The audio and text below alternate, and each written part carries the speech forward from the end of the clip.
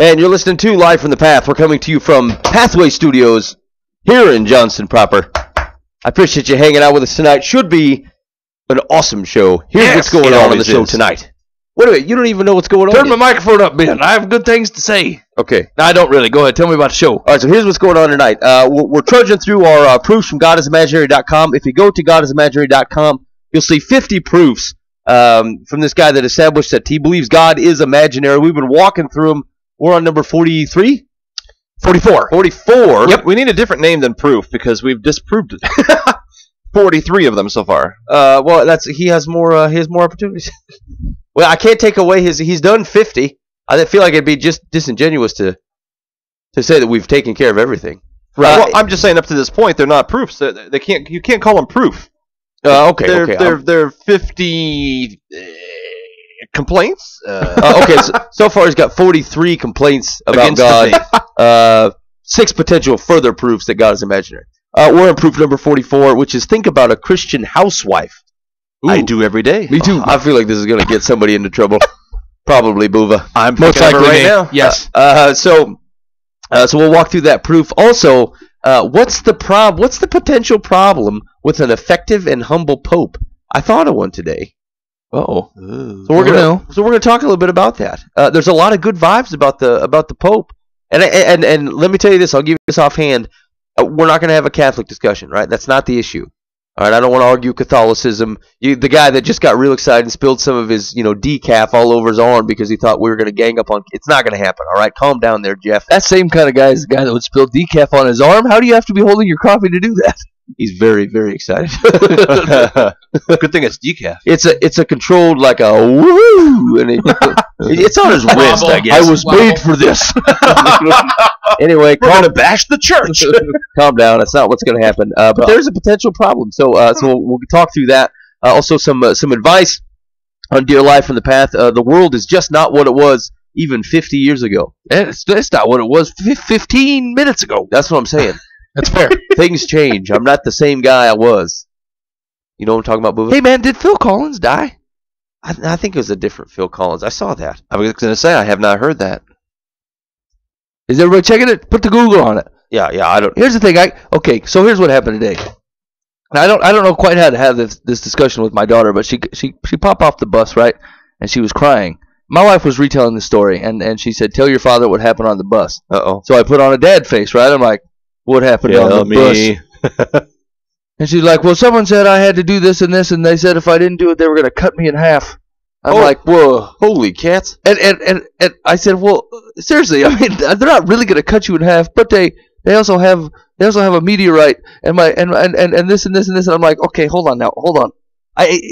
This seems kind of violent. This is hard because they're just children, right? Right. But like I've taught my kids to take people at face value, right? And so they haven't run into rampant lying. Yeah. You know, she hasn't learned how to put on that filter yet. Right, and so she doesn't have it. And so I have to be careful not to say, look, you can't trust everybody. They really might not be able to cut me in half. Because there's certainly like 3 or 4 people I need her to humble herself to, like the teachers at school or the principal or the bus driver or the Sunday school teacher or whatever. There's people that besides me and my wife that she needs to have in authority. But you know, I can't give everybody the freedom because she freaks out, right? And so I don't know, fellas. I think what I ended up saying was, listen, if it sounds a little out of whack to you, hold your tongue, don't respond, just come talk to your mom or I, and we'll straighten it out. I said, but the people ultimately in charge, it goes God, and then mom and dad, and then the other people that mom and dad say are okay. If those people aren't on that list, don't worry about it. Am I on the list? No, Pastor Dan Hudson did not make it. That's why she gives me the eye every time I walk in. It's not a direct omission, but here's the deal. She tends to use the word poop a lot, and I don't like to get her around people that I hold in spiritual authority because I feel like I'd have to have a talking. I think that's fair. Yeah. I don't. But what would you come to? I feel like Phil Collins is yet alive. Yeah, Phil Collins is alive. It says on a plethora of websites that it's PhilCollinsIsalive.com. Yeah. Actually, you think that's funny? If you go to, you guys know what Abe Vigoda is? No, he's got Is real. he the plane, boss? No, that's Hervé Villachet. No. No. Sorry, don't know that either. So Abe Vigoda's got big bushy eyebrows. He was in. You remember the show, the movie Look Who's Talking? Yeah. Okay, he was Grandpa. Oh, okay. That nurse stole my candy. You know what I'm talking about? Yeah. Okay. Okay, so that's him. That's Abe Vigoda, and that was like 20 years ago. And so the constant rumors that Abe Vigoda is dead. So if you go to abevigoda.com, he doesn't actually have a website. Someone bought the domain, and if you go there, it's just to check on whether he's alive or not. So like right now it says Abe Vigoda is alive. Page loaded Monday, April 15th, 2013, 8:07 p.m. Pacific time. Reload page for update. So that if you reload, it updates the date and time and says Abe Vigoda is alive at the top. I probably got to buy a website. That's like awesome. That. That's cool. Yeah. It looks like Phil Collins is alive. It was a death hoax. Yeah. Oh. Yep. Just some people came up with a fake story about him dying in a car crash. But it's all been cleared out, and he is. Why still is that comedy? Do people like just have a lot of extra time? I'm not sure. Here's the thing: you got to pick the right guy for that. Because if you pick some guy too far in the limelight, people will instantly know it's not a hoax. It's a hoax, right? I saw him But today. if you pick a guy so obscure that it was like, so you know, Phil Collins? Phil Collins, he's if there's A to D list celebrities, he's like between B minus and C. How about the guy that was the president in Independence Day? Pullman. Yeah, Bill Pullman. Bill Pullman? Yeah. What do you think? You could pull off a Bill Pullman That'd be death a B hoax? minus, C so. plus. Yeah. You know, you'd be like, no kidding, Bill Pullman? And then you'd have to check it out. I feel like they've done a good job researching the right guy, but obviously he's not legitimately passed away. Wow. Anyway, you're listening to Live from the Path. You can check us out here every Monday night at 10 o'clock for the live show or Saturdays at 7 p.m. on our good buddies at 99.3 KTI. Check out the live show. Sometimes there's a unicycle, sometimes there's not. Yeah. What are you going to do, you know? Hey, all right, so here's what, let's look at this guy. Let's look at this proof. All right. Proof number 44. Think How about is this guy still alive? a Christian. I think he is. I swear he's the guy behind the Joel Osteen hoax from last week. Oh, that's Right. We talked about I the feel like snarky it's language in the dismissal letter of Joel Osteen. It's got the funk of him on it. The hoax was a little more classy than how he's done his website. I don't know. I think this No, guy no, is not as sophisticated. I don't think you looked at it very well. Like the press releases, the websites and stuff. I feel like they reflect a man who put some time into it. Okay. But the language. I mean, the language just totally smacks of it. All right. Here we go. Take one moment to think about a typical Christian and her answered prayers. For example, there is a Christian housewife in Pasadena who firmly believes that God answered her prayer this morning to remove the mustard stain from her favorite blouse. She prayed to God to help remove the stain, and after she washed it, the stain was gone. Praise Jesus. There are tens of millions of true believers in the United States who know that God is personally helping them each day with their trivial prayers. They believe that they have a personal relationship with God, that God hears their prayers each day, and that God has time to reach down and remove the mustard molecules one by one. Amen. They believe it with all of their hearts. Didn't realize mustard came in a molecule. All right, have we done this one before? I feel Everything's a molecule. They all sound alike. It's not, but it's made up of molecules. But mustard is not a molecule. This dude Right, has no. 4 complaints. Okay, all right, sorry. It makes you wonder, if God has the time and the will to answer these trivial prayers, manipulating the mustard molecules in response to a housewife's prayer, then why is God ignoring the big, important prayers? For example, why isn't he answering the prayers of the billions of people on this planet who are living in stark, abject poverty? It is when you think about this simple question that you realize how imaginary God is and how delusional and completely self-centered Christians can be. One obvious question that any rational person would ask is this, another colon. If an all-powerful God is answering the housewife's prayer, why does she need to wash the shirt? Why not hang the stained, wrinkled shirt in the closet and pray for God to clean and press it there? An all-powerful God could just as easily remove the stain in the closet as he can in the washing machine. The second obvious question is this, final colon. If God is removing the stain, then why doesn't our housewife pray for poverty to disappear too? Why doesn't she watch tomorrow as the world magically transforms itself into a poverty-free utopia in the same way that her blouse became mustard-free? Answer, final colon, because God is imaginary. What do you think, fellas? I feel like he's got a strong point on that. Why wash it? If God's going to clean the mustard seed, I guess you really don't need to wash it.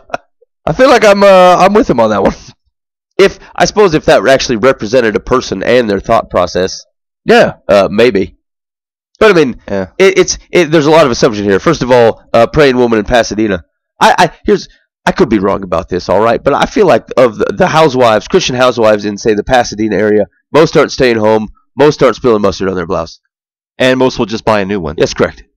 That's a gross generalization. Yeah, fellas. yeah. Big assumptions on my part. Yeah. I'm disgusted. Okay. To start. So first of all, he assumes, for example, that the Pasadena housewife isn't praying for the relief of abject poverty. Correct. Two, that God actually did remove a mustard stain. I don't know. Of the stories I've heard and shared with other folks of God's intervention, it hasn't been on the level of mustard stain removal. No. I feel like all-purpose cheer does a pretty darn good job on its own. Yeah. I feel like that's your detergent. You can accredit it to God going to, God created the washing machine, God created the water, and everything like that. But it's sad because I'm sure that Through that logic, that's circular, because then you would say God created the stain. Yeah, I suppose he wants it there. That's true. Leave it alone. I suppose that's a good point. It makes me think to myself that at this point in time, I'm not doubting that there are people that pray this. God. They're selfish people, like you said. Right, exactly. And the whole and how imaginary God is and how delusional and completely self-centered Christians can be. I agree with that entirely. I don't disagree with you, godsimaginary.com guy. There are a lot, and we can be very easily become self-centered Christians. I am. Yeah, I am too. It's just that hat Dan has on. It's that hat Dan has on, exactly. It's fabulous. But when it comes down to it, it's just, I don't see what his proof is here. To be honest, it seems like this is another one of those that he's just really because here's the thing. I struggle answering this question because I'm not God. You know what I'm saying? Like, and maybe that's lack of understanding on my part. But when he says, why doesn't God, if he's all powerful, straighten out all poverty, stop all suffering, and then they'll realize who he is, right? That seems to take the faith part out of it as far as I can see. But like when it comes to those answers, I always default because I'm just not good at answering that question. I always say, I don't know, he's sovereign and he's Lord, I don't know. Well, he does what he wants. We talked about this I don't know, in the last few weeks. He's already given us a solution. It's called the Bible. If we all followed it, there wouldn't be poverty, there wouldn't be all this stuff. Yeah.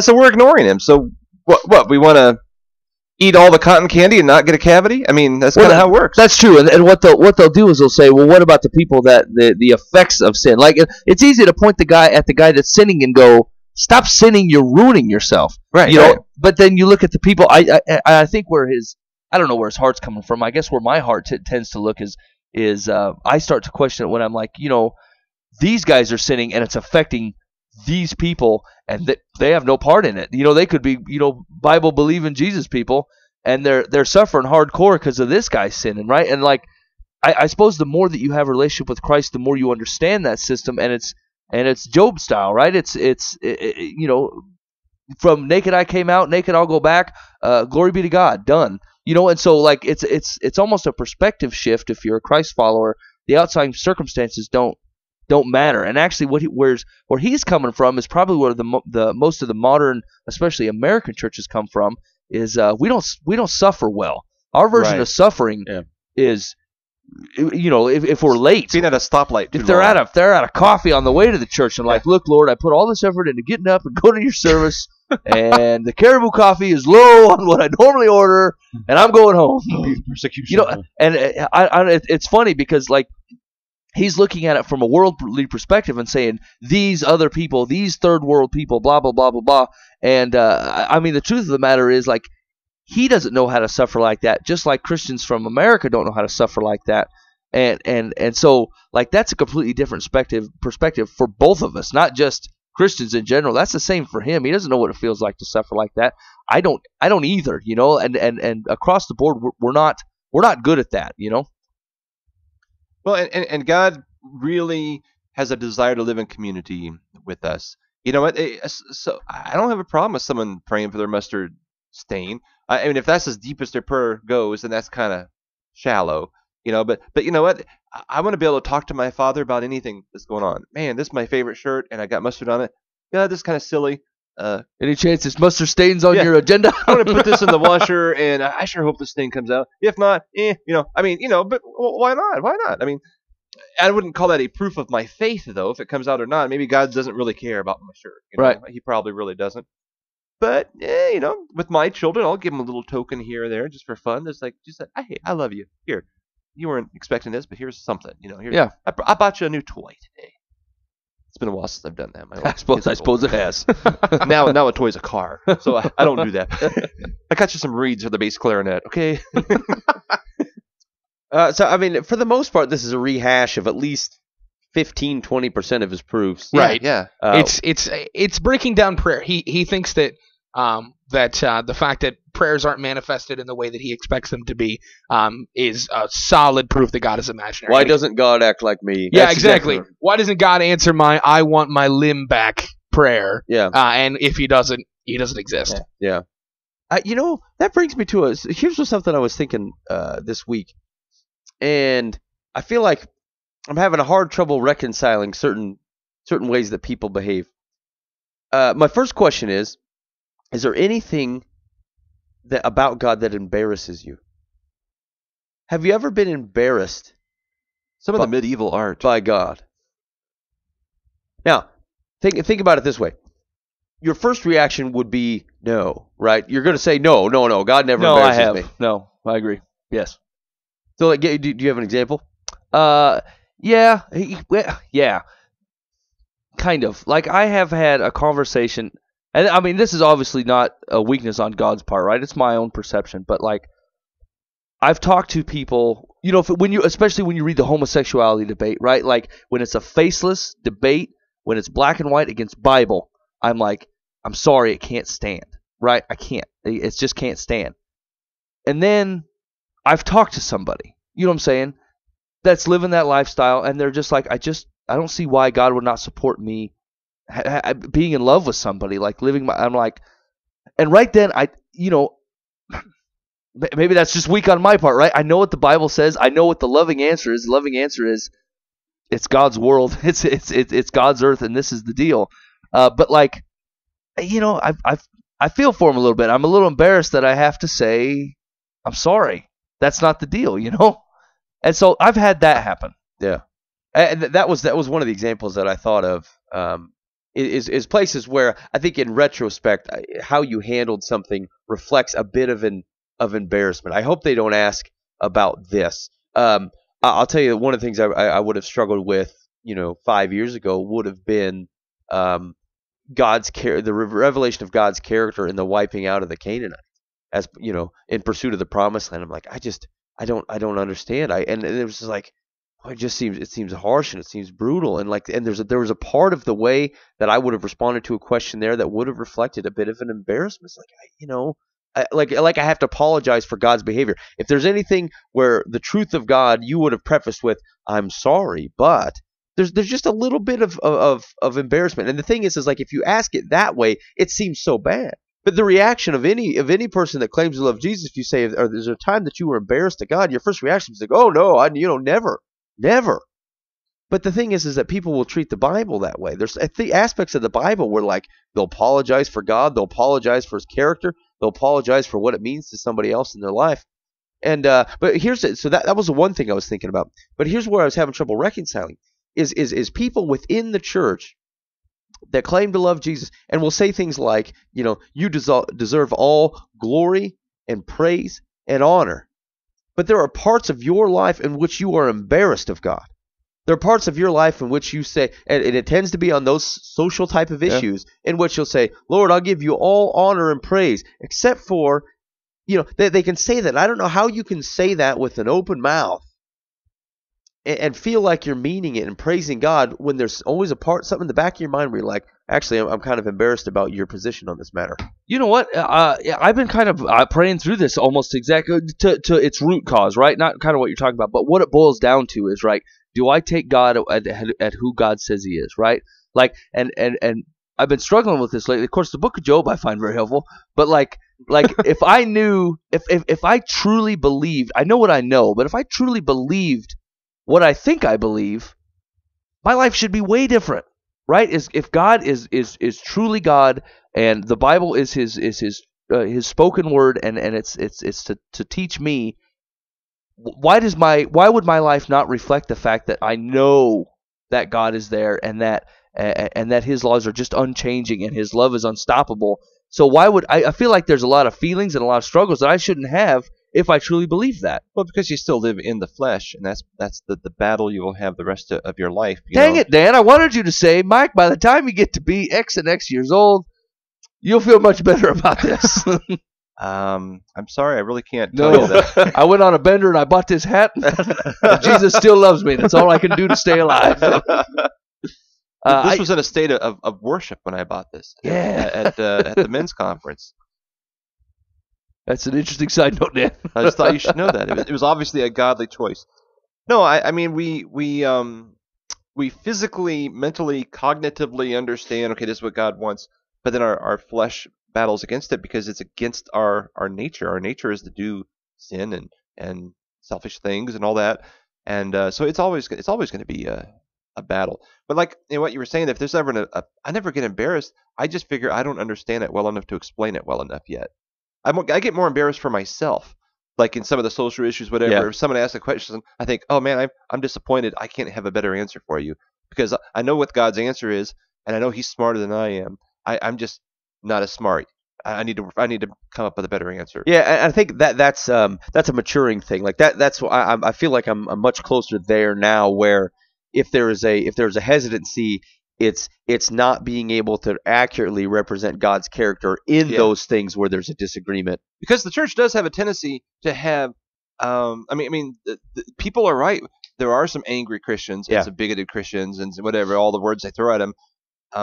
Because we're not communicating it well. Yeah. And I don't know if that we're really bigoted or angry. We just don't communicate it well. Yeah. Well, here's the thing: is you can't just pull out the verses about any social issue and say this is the deal, because the rest of the Bible is the Bible that reveals God's heart behind those verses, right? And so if you're not including God's heart and God's affection and grace for you, and you're just pointing to that one verse, they're not getting the full counsel of God. They're getting piecemeal verses. Yeah. And that's poor. That's poor theology, and you're not loving people when you're doing that, because really and I came across this week, like I used to love the Book of Job because I thought it was angry and awesome, and God pulled his trump card and he said, that's it, here's going to be the deal, right?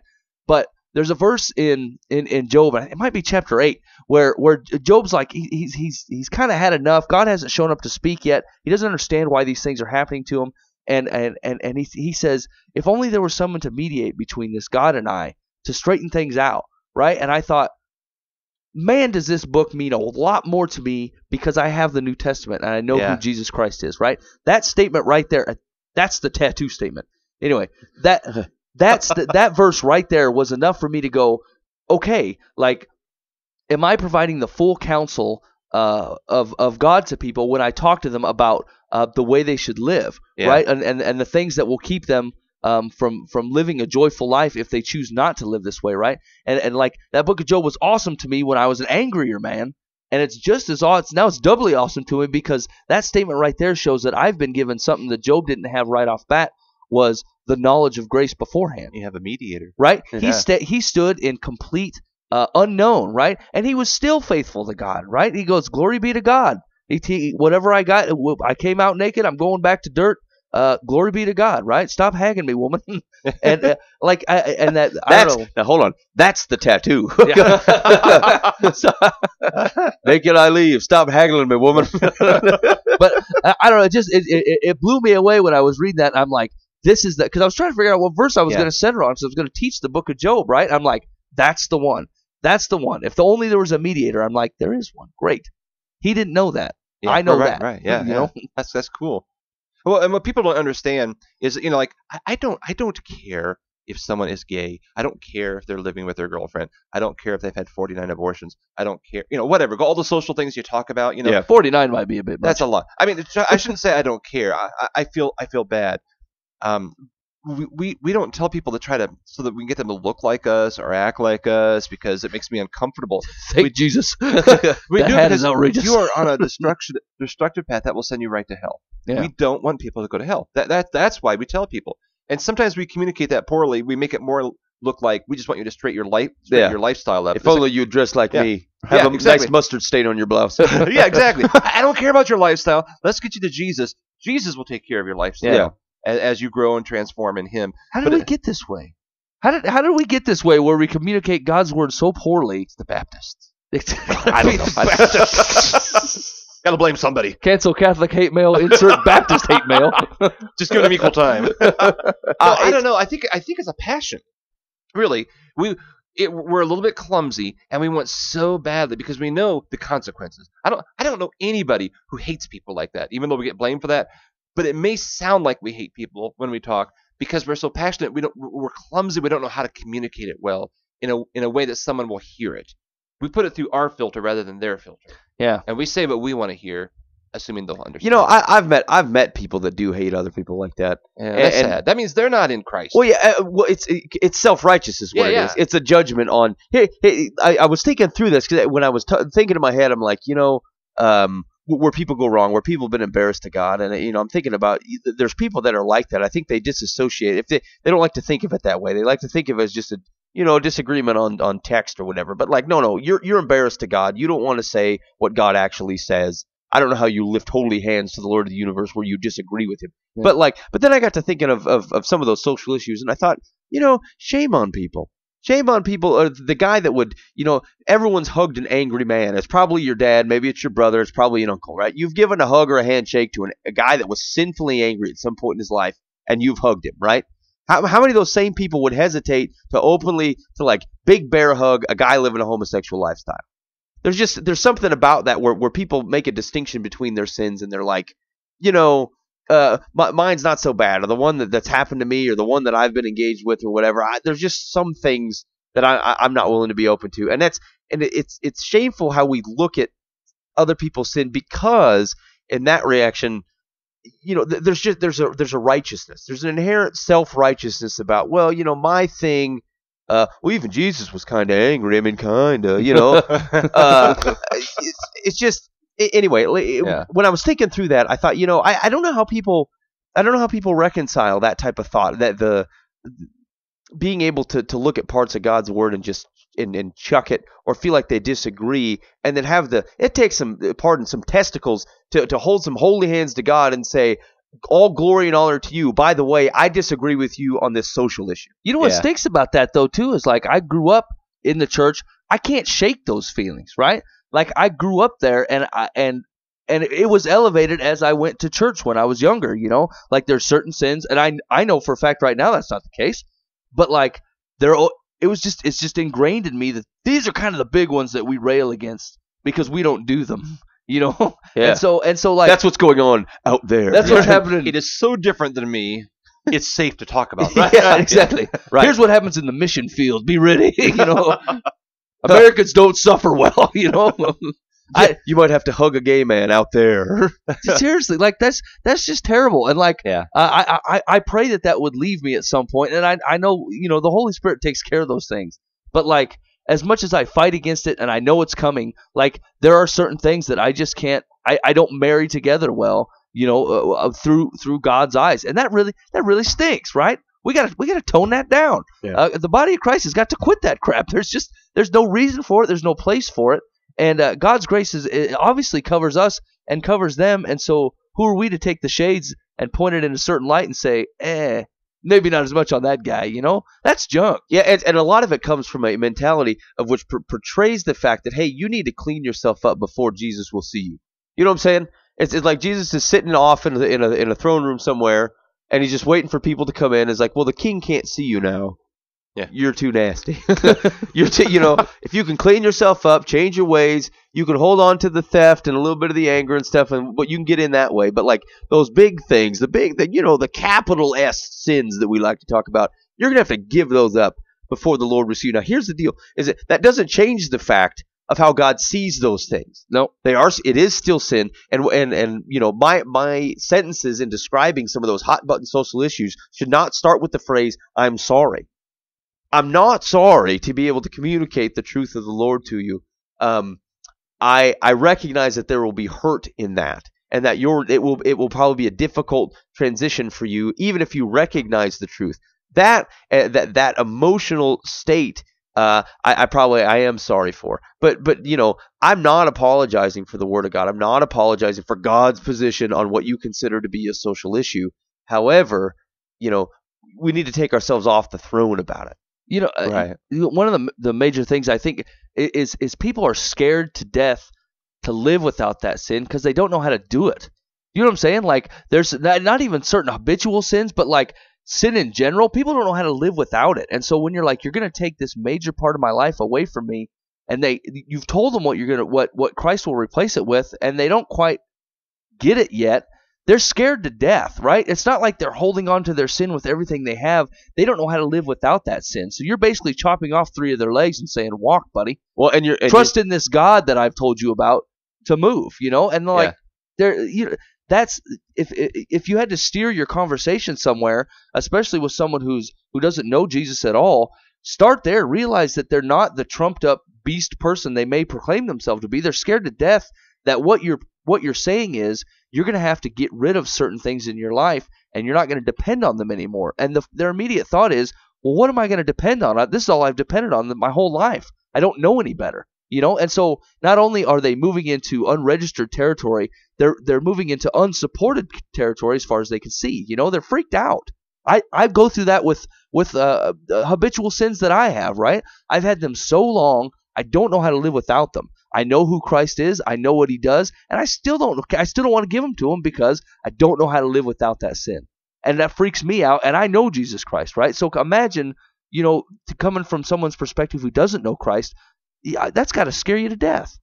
And I think we miss that because I think when you look at that from that perspective, you're loving that person and also telling them the truth about Christ, right? But you're loving them enough to realize where that's going to put them. The information you're giving them is going to put their state of mind somewhere.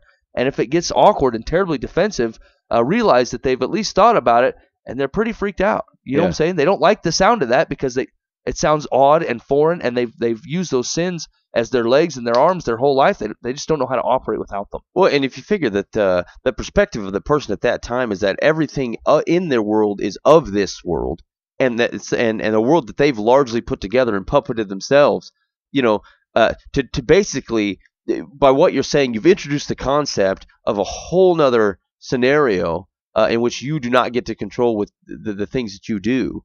You have to submit to the requirements. I don't know the best way to put it. The love of somebody else, right? And that world that you had kind of created for yourself simply cannot be permitted to stand because it is in direct opposition to the love of the man of the other world. I mean, that's difficult.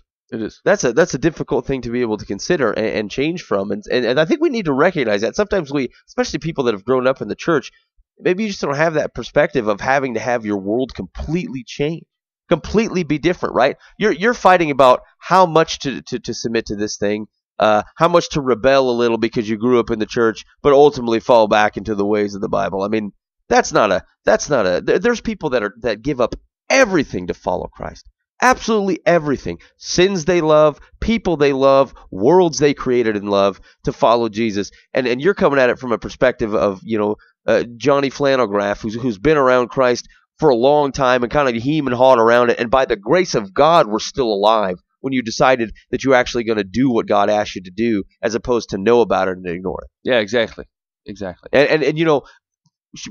that's a praise Jesus that God allowed you to be alive long enough for you to have done that, because that's foolish. Yeah, he speaks to that in Revelation. He's not a big fan of lukewarm things. Yep. In general, it's either spicy Mexican or sushi. He don't like Donald's. No, that's what I'm saying. That's how he says it. You're the Donalds of this world. You're listening to Live from the Path. That was proof number 44 from GodIsImaginary.com. Let's look at. I'll give you the opening salvo at proof number 45. This should be awesome. Consider Noah's Ark. Have you ever taken the time to read the Bible's story of Noah's flood? And have you ever pondered what this story's position in the Bible might actually mean? While there are many people who consider the Bible, and therefore Noah's story, to be literally true, most educated and intelligent people understand that the story of Noah's flood is a myth. They understand that Mount Everest was never covered in floodwater. Did he say Mount Everest? That's what he's saying, Mount Everest. Okay, got it. They understand that the ark could not hold the millions of species that are now found on Earth, and they understand that there's no DNA evidence to show that all animals on Earth came from single breeding pairs just a few thousand years ago. But there is one part of the story of Noah's Ark that deserves special recognition. It shows us something about God that is quite unsettling to any intelligent person who takes the time to consider his action. That special section is this: God senselessly murdered millions of humans and billions of animals in the flood. That's proof number 45. Yeah, I feel like I got some legs for that boy. All right. I think we're all right there. We'll tackle that next week. If you want to read the rest on your own, study at home, you can go to godisimaginary.com. This is /I45.htm. Or you could also go to the Bible. Yeah. We also recommend the Bible. Holy cats, it's huge. Uh-oh. Oh, I'm going to have to pare this down. Anyway, that's proof number 45. Troy's our resident Noah's Ark specialist, so I'm excited to hear what he comes back with. Okay, there you go. You're listening to Live from the Path. Hey, we do have a couple copies left of Ring the Bell. Do we? Yeah, if you're up for that. We had some folks grab that. But we get some free copies of Ring the Bell. It's got the folks from Casting Crowns, Mark David Chapman, and it's some Rick Sutcliffe was in there. Yep. John Crook was in. Yep. It's an inspirational Christian story, and it's a good movie. So you should check it out, and we'll get you a free copy. All you got to do is shoot us an email, hit us up on the Facebook, and say, hey, send me the DVD. And the Facebook is just Live from the Path, right? Yeah. Go to facebook.com/Live from the Path. We'll be able to hook you up and get you. What are you laughing at over there? Nothing that's appropriate. Booba, tell me about it. Are you ashamed of the Lord over there? No, it's something that came up on a site that we are on, just a comment that made me laugh. Okay, brilliant. You'll want to remove some comments off the YouTube? Yeah. Yep. Okay, brilliant. Good. Just a possibility. Good. No, I love it. I love it. Hey, now's the time to check it out before I get out there. Okay, so hey, here's the question I asked a little bit earlier had to do with what is the danger of a humble and relatively effective pope? Because the reaction of Pope Francis has been a very positive one. He comes off as a very humble man. He's not enjoying some of the presumed excesses that exist in the popery. He's taken some firm moves on reaching people on a ground level and making the church seem less hierarchical. And it also seems like he's taking some steps to deal with some of the sexual abuse items that have been flowing in the Catholic Church in recent years and decades. And so otherwise, it seems like a positive move. We've seen a lot of positive reactions. A lot of Catholics, either committed or otherwise, were pretty proud of to have the guys, the Pope, pretty happy with it. And this has been kind of turning my head for the last few weeks. I'm like, well, that's good. That's good. Because if a guy who's doing, carrying some of the characteristics that you saw in Christ, a humble servant, working directly with the people, working to make sure people are cared for and fed and that kind of thing. I said that's positive. People can look at that and see a good Christian example. How could that be a bad thing? And then I thought, here's the reason: is if the strength of your faith is dependent on the goodness of a human being, then it will always fail you. This is not the Pope's fault, by the way. It's not his fault that that's the case. But it's kind of it made me just a little bit sad because I thought, look at all these people who see a change in the Pope and they're excited because they feel like they got the right guy in there doing the right things, and that's good. That should be a good thing. You have the same experience. You feel like you got the pastor with the right heart in your church. That's awesome. But if that is the thing that ties you to your faith, the thing that makes you excited about your faith, that's a serious danger. Because the strength of our faith, the strength of the Christian faith as a whole, is not dependent on how good a man is, right? It's how good God is. Because the man that does good will always also be the man that does bad. That will always be the case. It will come out. You will find that the person that you respected and revered is a sinful character. It is a person that will fail you either personally or as a whole. He will fail God. He will fail Christ. He will as a whole do the wrong thing at some point in time, and someone else will know about it and have the possibility to taint your faith. And so the Catholic religion or Catholic faith is more intertwined in that leadership than other denominations within the Christian faith. So there's even a little bit more danger there, and it kind of stinks on one level because you think, good, a guy that's kind of inspiring people and pointing people back to the character of God and the nature of Christ, and that's great. But if that's the connection, if that's the thing that people look at, he's gonna let him down. He's gonna let him down. Yeah, absolutely. So I agree entirely when it comes to that. It's I was a little bit confused as to what you were talking about to begin with, but now that you've explained, you need to have more of a rock than that. Going on for all of sin and fall short of the glory of God. Yep. Every one of us is fallible. Every one of us is not perfect. Every one of us is not Jesus, and having faith in that is dangerous. And I agree wholeheartedly in that. That's completely true. We cannot base our faith on man. We have faith in God, not in the Pope, not in the church. We have faith in God and what he can do through all of those things. Now you can healthily use some of those fellas as good examples of faith, though. Like there's some crowning achievement dudes out there where you're like, heck yeah, like Job. Yeah, God can use every one of these guys, every person that's a figurehead of whatever you want to say of the Catholic Church, of the random church down the road from you, the pastor there. God can definitely use every single one of them. Absolutely, no problem with that whatsoever.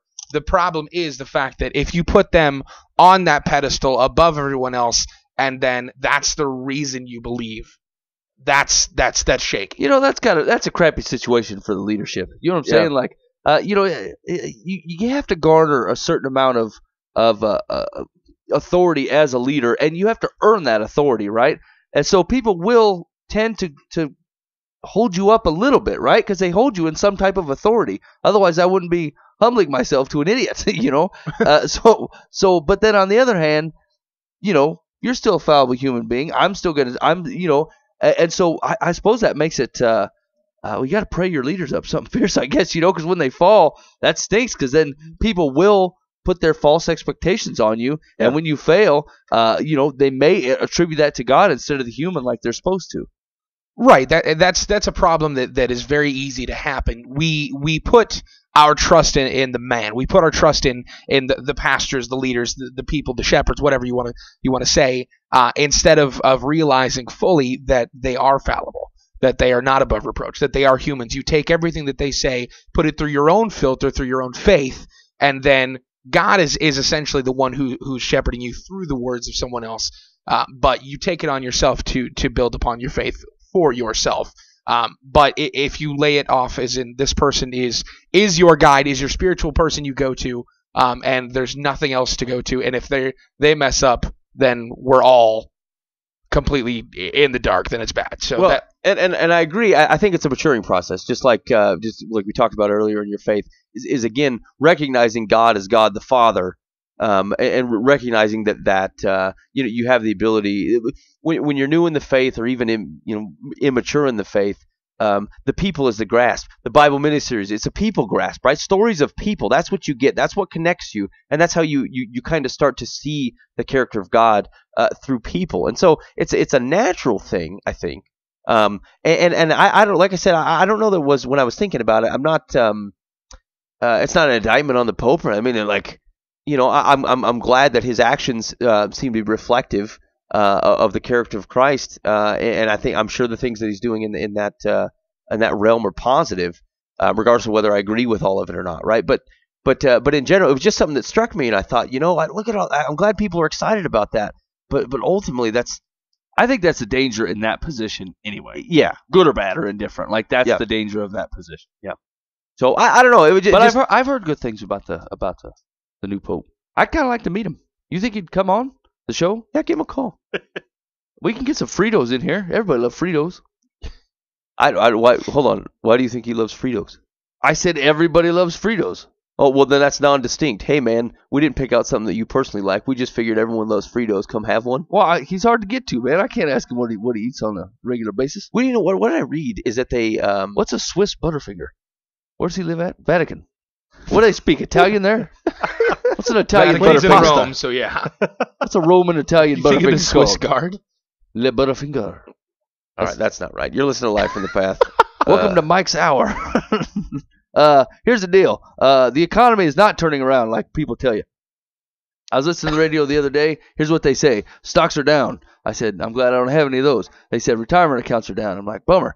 And then they said, turns out unemployment's going up. I'm like, dang, I'm barely holding on to this job. I feel like things aren't getting any better. But it turns out that other people have different problems. And Really? And they've written a Live from the Path of advice, and here's what they got. It says, Dear Live from the Path, I am a 14-year-old girl. I don't understand why adults tell me to be an independent thinker, to embrace myself, and then put me down for not conforming. Why is it outrageous to come to your own conclusions, speculate, challenge accepted ideas, or find your own faith? It would be easier to quietly nod an empty head and smile to please our parents and the adults who influence kids so they can enjoy superficial satisfaction for how well they have raised us. Should I deny myself as an individual and be pulled along, or is it better to stay quiet and just be who everyone expects you to be? What the heck? Yeah. What context? I mean, what are you trying to break down? The only reason to be that vague in your preposition is because you've had some kind of failed argument with your parents. You were probably dead wrong. Like, you stayed out of the details. You just kind of lofty something or other, and you were not correct. Here's the deal. I want to worship office furniture, and my old man is having a fit. Yeah. You want me to be myself, but myself is a leatherback worshiper. I don't know. I don't even know how to answer. That's vague drivel. You know what that is? I recognize that because I do that stuff. I probably wrote 15 papers like that when I was 14. Because I had the linguistic skills to get away with it. It made you sound like you could, you knew what you were talking about. But really, you were arguing nothing. You were fighting an open air in which no one was arguing with you. And you're not using distinct enough words for anybody to have any type of logical discussion with you. And the only thing you do is when someone starts to get specific, then you back away to the big idea, which is you're not letting me be me. That's what that is. Okay, here's the secular answer. Hold on to your hats, boys. Independent thinkers are the people who have contributed the most to society. Our most important scientific discoveries were conceived by individuals who choose not to accept conventional thinking. The same is true for religion. Jesus was an independent thinker. And there it was. That's why it's secular. And there it was. Not to my will, but yours, Father. Independent. Nicely done. Hold on a second. I'm having trouble identifying this woman as an independent thinker. What were the examples? Did she give any other people examples besides Jesus? No. Okay, just name one. Ben Franklin, right? You think he's a independent thinker? Can you imagine him writing into the newspaper for advice and on advocacy on being an independent thinker? I am so independent. I need your help. I've become so independent. I need someone to tell me what to do. I move to the beat of my own drum. Can you tell me what that is? I wrote a song yesterday called Irony. Everybody's really big into these candles, but I see these lightning in the sky. Silence do good. Yeah. The rest of the secular advice continues. I'm not sure what kind of conversation you feel the adults in your life are trying to discourage, but people who are deeply committed to their religious faith can feel offended or threatened if their beliefs are challenged. Even though you are an independent thinker, you should be respectful of the beliefs of others. Yeah, I think she said enough that she probably, let's just say they're Christian people, and maybe she wants to back out of church, and they're saying you need to go. I mean, she gave enough of that hint. She threw in faith. What do you do when you run into that situation, though, right? Like if you raised your kids, you try to bring them up in a Jesus household, and then 15, they're like, you know what? I don't think I want to go. Yeah, well, you drag them. You can move out, or you can go to church until as long as you live here. Dan says, give them the old Monopoly boot. I'm just saying, this house goes to church. You can do what you want later on, but I got the my house, my rules. You're going to be living here. You're going to be going to church. Yeah. When I turned 16, I was able to decide whether or not I was going to be able to go to youth group. But church was non-negotiable. Yeah, non-negotiable. I needed to be there. Yeah. My old man told me as long as I left it on ESPN, we don't have any problems. He goes, Sports Center plays 3 times in a row. I want to see you all 3 times. They might change something. All right, Dad. Sounds good. Here we go. Nope. Whoa. Here we go. Dear Live from the Path.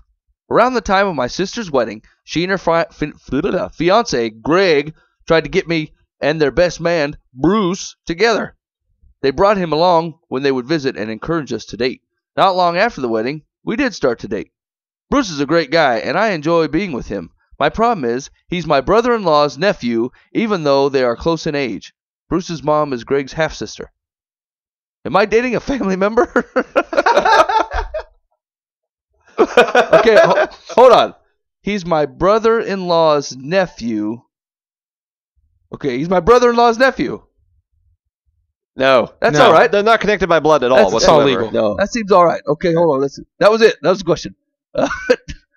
Bruce is not a blood relative. He's related to you by marriage. I'm sorry. Is that really an advice columnist question? I feel like a standard science book would do it. He didn't straighten that out. Biology 101. He says, Little B, or is it? great guys can make good husbands. That was the advice. Okay, last one. Here we go. Dear Life from the Path. This one seems kind of down and out. My husband fathered a child in high school that was placed up for adoption. His mom has become very close with the adoptive family and visits often. My husband does not. However, my mother-in-law constantly asks him to go on vacation with her to visit the child. I also found out that she sends the child gifts and signs my husband's name on the card. Oh!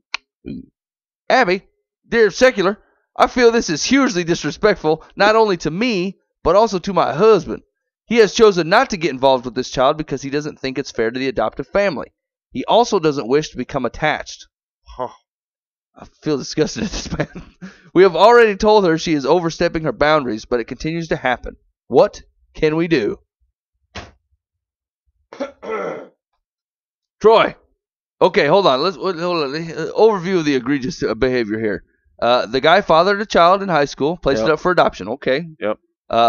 His mom is very close to the kid. Signs the adoptive or the biological father's name on the cards, even though he doesn't care about the kid at all. Yep. The new wife finds the mother's behavior disrespectful and out of line.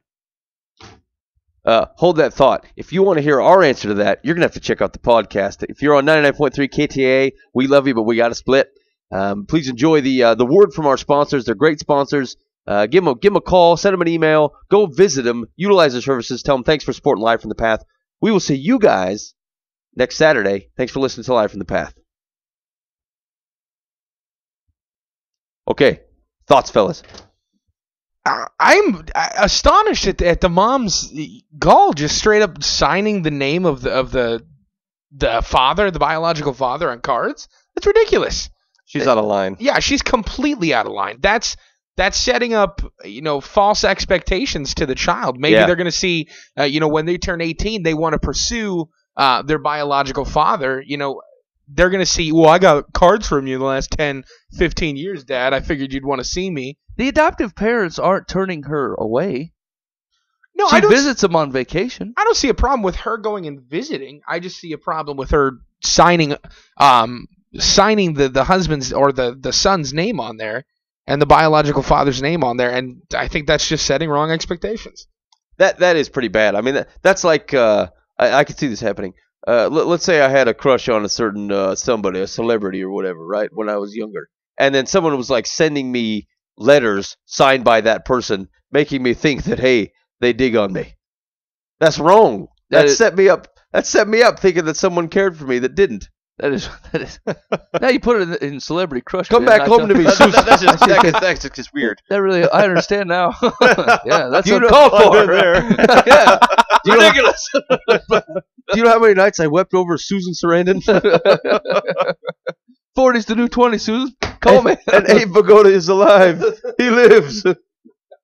Yeah, I think the problem is that the mom is and I can understand, I can identify that she wants to be involved in her grandchild's life, but she's trying to force her son into it, who has made a choice to back off, and she needs to back off herself. That's just inappropriate. She's meddling in an area she shouldn't. I mean, like you say, if she wants to be involved, that's if it's good with the other family and with that child, that's great. More power to you. But she's being dishonest. Yeah. That's just going to hurt people. It will not. Yeah, especially the kid. You know what I'm saying? Of course, I don't quite know what it feels like to be adopted, but it would seem to me that I know the guy. If I am one step closer to knowing the guy that doesn't care to know me, that really sucks, right? If it's some unknown fella, maybe that's easier for me. And I think all adoptive kids come to a point where they're like, I want to meet him. I want to know what happened. I want to know what went down. But like to a certain extent, that I know that you're this close to me and you choose not to make any cut, that stinks, right? I mean, she probably should stay out of it. It says, Secular says, your mother-in-law may have the best of intentions, but forging your husband's name is dishonest. Sooner or later, the child will find out the truth, and the result may be painful. However, there's nothing you can do to control your husband's mother's behavior, so accept it and don't take it personally. No, that's not good advice at all. No, you can't. You think that's good advice, Ben? What do you think? That's terrible. You cannot continue to. She at the very least. Shoot. Now I don't even know how to straighten this out. Right. To Buva's point. Now the kid is under the impression that Daddy actually loves you and cares about you and wants to have a relationship. Right. And so and the mom has set this up. So short of like making up an outrageous lie to try to get out of this, like he died. Like now the guys. Well, the base premise is the guy should man up. Actually. So, I mean, he really should have done something about this to begin with. That the mom wouldn't even had the option to be able to get in there and represent him because he would be representing himself. But aside from that fact, something's got to happen here where the grandma comes clean and says that I've been doing this. Again, that's to the child. It's just completely unfair to have misrepresented this. She needs to stop doing that and fix that situation or repent of it the best way she can and try to straighten that back out, because otherwise I would agree she's put that kid in a real tough spot. Oh, yeah. All right, we got time for one more here? Yep, one more. All right. Dear Live from the Path, what is the correct response when asked at a doctor's office or hospital if you drink? I drink socially, maybe once a month. Should I say yes? If I do, truthful? I'm afraid it will imply that I drink more often.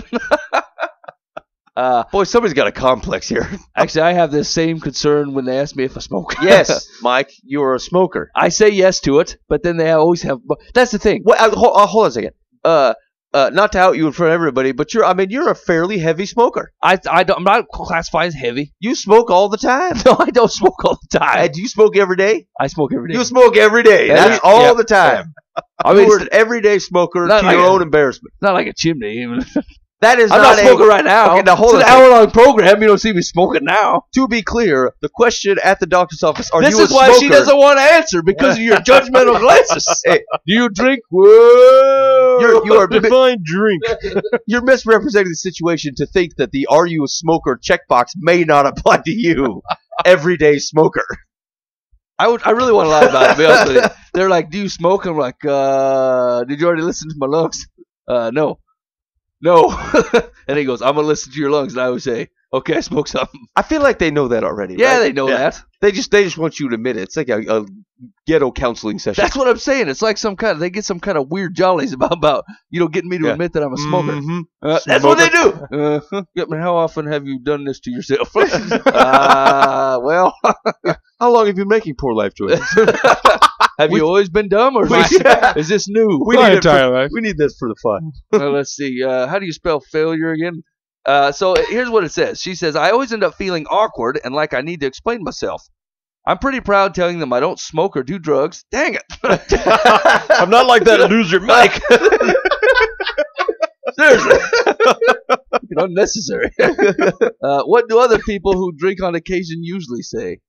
She's cavorting with a bunch of potential liars as to what maybe they do. Yeah. What do you usually do to mask the fact that you're an alcoholic? Here's the thing. I've had an alcoholic beverage like twice a year, maybe. Like I had a spiced cider somewhere, and I keep a thing of whiskey in the top cupboard in my fridge or of the kitchen, and like once a year I'll just take a wing of it. Got a sore throat. Something manly about it, you know. I'm like, yeah. I could have a toothache in the Old West. Check this out. You know, so like, give me surgery. I think I'm a safe no on that one. I don't. And see, I'm the guy who's like, oh, and I have like 2 a year. I guess I would drink. You know, I'm like, I suppose. I did extra on the mouthwash the other day. Exactly. Does that work? NyQuil's really good. I just feel my liver kind of. You know what? Did you check my liver? I feel like the Mike's Hard Limited I had in April was tearing me up. I generally feel they're actually looking for, they're trying to help your health. So I want to tell them everything I know. Yeah. You know, that's a. I watched a Dos Equis commercial before I came in. Like, I mean, I lingered on it. Can you tell that? Yeah, see, that's the thing. I think maybe that's what they're asking. Is they don't like leading questions. Like, ask what you want to know. That's You like know- it used to bother me. They weighed you, and I'm like, it's none of your business what I weigh. It's like, actually, it's totally their business. What they prescribe is totally based on how much I weigh. I never thought of that. That's not your business, doctor. I'll weigh what I want. Leave Yeah. me alone. I've never had that concept. I will say that they've kind of. I like the judgmental stare I get from the nurse whenever they kind of walk me up to the weight. They're just like, as I go up to the scale, I'm kind of just like, you don't want to move that weight yet. the Hold walk on a of shame. minute. Yeah, they kind of look at me like, "Are we gonna need the bigger scale?" And how's this going to work out? Do they say it like that? You know, Do we usually use the it bigger gets one? awkward. I feel like, every time I have to break the ice with, Doc, I understand. You're not going to surprise me when you say, "So, Troy, we noticed that you have a bit of a weight problem." And it's Like not like I'm you? going to be like, "Wait, what? When did this Ah. happen? I didn't wake up this morning. Oh no, what has happened?" Would it I help if understand. I told you I smoke 3 packs a Yeah, day? exactly. Could this be the drinking socially and the smoking that I've been doing? By no means could it possibly be my diet and what I've been eating. It has to be something else, doctor. I don't understand what's happened. I do try and play the innocent card of just like, oh, I had no idea I weighed that much, doctor. I thought I had Ebola.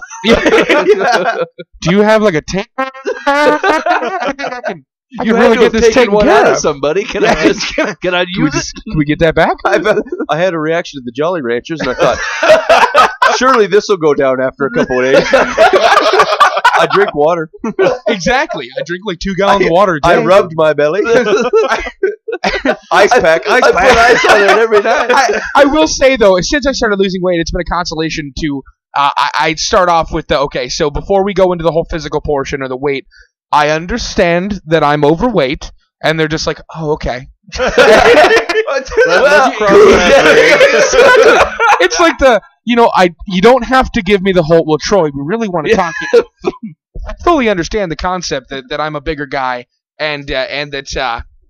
I have the weight issue, but I'm happy that I'm able to tell them, I've lost like 200 something pounds so far, and then it's really off. They're just like, oh, well, awesome. And well, I'm I just feel like you're doing good yeah, there. exactly. It's no longer well, Troy, we really need to talk to you about your weight. It's yeah, I quit smoking about a year and 3 months ago. I haven't smoked a cigarette since. I've lost a little over 200 pounds. I'm exercising. I'm eating healthy. I'm going to a dietitian. I'm getting everything taken care of. To where they're just kind of checking off boxes. They're just like, okay, don't have to talk about that. Don't have to talk. All right, well, what are you here for? And All it's right, just- clean your ears. Get out of here. exactly. Brush your teeth. Get out of here. Bummer. Leave some urine in the sink because we don't trust you. Good job. It kind of turns from the big guy coming into a hey, good job, and a high five. So it flips it around for me. It's good. Yeah. So so what's your advice? Just tell them the truth. Yeah. I just tell them when you had a drink last. Do you drink? Well, I had one last week. Usually it's about once a month. Does that count? Write down whatever you got to write down. Yeah, I remember. So I had a physical. I don't know, 2 months ago, and the guy's like, are you in generally good health? I'm like, for the most part. I said, sometimes I'm tired during the day. I drink a lot of caffeine. I mean, a lot of caffeine. He's like, well, do you smoke? I said, no. Do you drink? I go, no. He goes, well, you're probably fine then.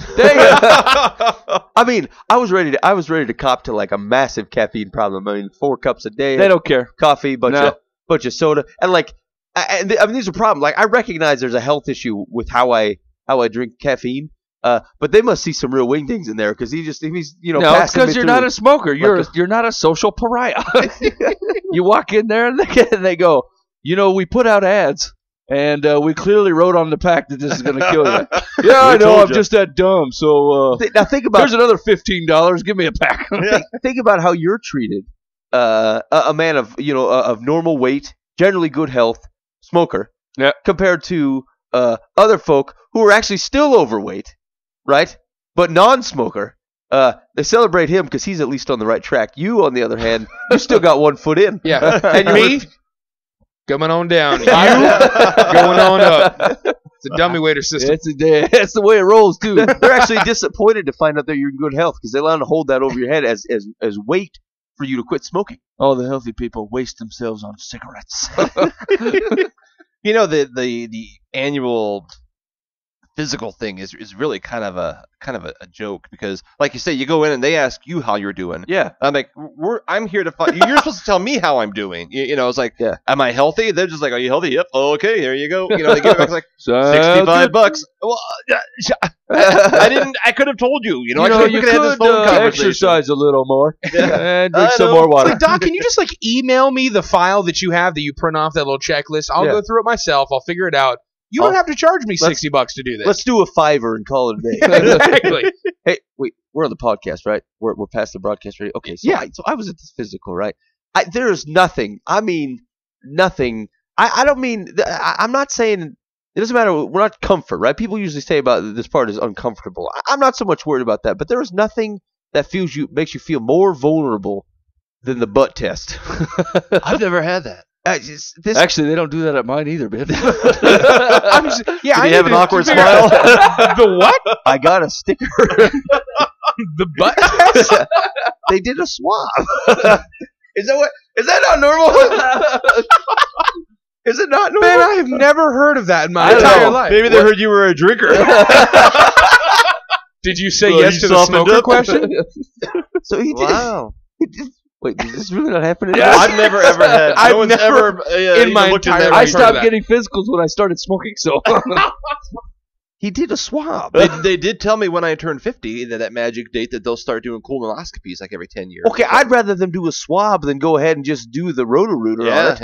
Yeah. In either case, nothing more awkward because, like, the guy. I'm trying to think of the best way to put this. Keep it appropriate. So, it would be better if you were buck naked doing this thing than like half naked. Wearing a napkin. Like undies down to your knees or ankle level. You're kind of like you're laying on your side, Smile. you know. And I'm like, this just feels weird. I mean, it would have been way different. 'Cause there's something intentional about being stark raven naked, right? Yeah. I mean, if you were, as God made you, you're like, okay. Let's do this. Whatever happens, all right? Yeah. But to have, like, you know, you don't have a shirt on, so it's already a little bit awkward. And, like, your undies are kind of down. They're not off. But they're like, and you're like, this. It feels like someone kind of robbed me of underwear, but left me like that. I'd feel nervous in case of fire. You know, like it's. Run. I didn't think about it that I way. mean, if you're stark naked, whatever, you can haul out. But if you have to do the waddle, you're the first guy to go. I'm thinking you could pull them up. No, you'd be too nervous because of the fire. They're going to be able to pick you out, thow. That's the guy. What if someone had He was mid-swab. Get him. someone had to carry you out? That'd be the ultimate embarrassment. Well, the most awkward time of my life was had to be junior high, whatever, and I did my first physical. It had to be a sports thing, you know. You had to have a physical, and it was a woman doctor, and she's like, "Well, okay, drop your drawers." I'm going, Yeah, I saw that. Ooh. "Yeah." It's like, I'm pretty sure I can't do that in front of a woman. Yeah, you I'm know? sorry. I'm sorry. It's like, no, really, go ahead. Bring and in the drop dude. I had an older man who made jokes. That was much worse. I tell you, that was much, much worse. I don't remember what he said, but he was making a whole laughing matter out of the whole deal. Oh. And I'm sitting there chuckling, trying not to, because I just feel awkward about the whole situation altogether. There's like a 50 to 60-year-old doctor that is... He's seen it all. You know what I'm saying? Yeah. Hey, I mean, I'm not doubting his professionalism. I'm just saying, you know, for demeanor, I was not the guy to make laugh. I mean, I'm sure there's some dudes that come in there that are really, really nervous that don't want to do this, 13, 14-year-old boys, whatever, and they just want to, you know, have a laugh and be done with it. I would rather just be complete silence. Don't talk to me. We'll talk after this is done. Yeah. You know, I understand what you're doing. I know this is a medical reason to do this. Do what you do. Let's get it over with. Not make it socially There's also awkward. a line but of you like saying, 50 dudes going to do the same thing right behind you. Exactly. Mike's in the corner smoking a cigarette. I ain't going in there. Obviously, we all know what happens, and he's just kind of sitting there telling knock-knock jokes. I'm just like, I don't think I want to answer this one, man. I'm not going to say who's there. I'm not going to say who's there. Can't we just do a count and be done? Yeah, exactly. 1, 2. All right, cool. We're good. That's good. That's good. I love football. The guy that I was in there with, I mean, he was an older guy. He's probably 70 or whatever. And, he's just, looking around. It's like, once a month in the shower, just kind of check around down there. I'm like, isn't that why I'm paying you? I don't do my own diagnosis. Yeah. Because like otherwise you owe me $10. Yeah. When the check engine light comes on, I cover it up with tape. That's where I'm at. Because like if I can do this at home, I just came in for a grope. I feel like you owe me 10. All right, We got to get out of here. Yeah. Yeah, you made a mistake for listening to the podcast. I'm sorry. That's just what happens. You're listening to Live from the Path. You can check us out every Monday night from 10 o'clock here at livefromthepath.org or Saturdays for the clean version. And I mean clean. It whispers. That's Saturdays at 7 on 99.3 KTIA. Go check out the website, and you can see what events we got coming up. We're going to be at the Building 429 show on April 27th. Yeah. Still tickets available for that. Make sure you support those guys. Get some tickets. Should be a really cool show. And also, big concert announcement. We'll talk about it next week. It's one of our own. We're going to sponsor something similar to that Christmas extravaganza. Should be a ton of fun, and we'll have that for you next week. And I'm excited. Should be a really great show. Yes, sir. You've been listening to Live from the Path. Have a wonderful week.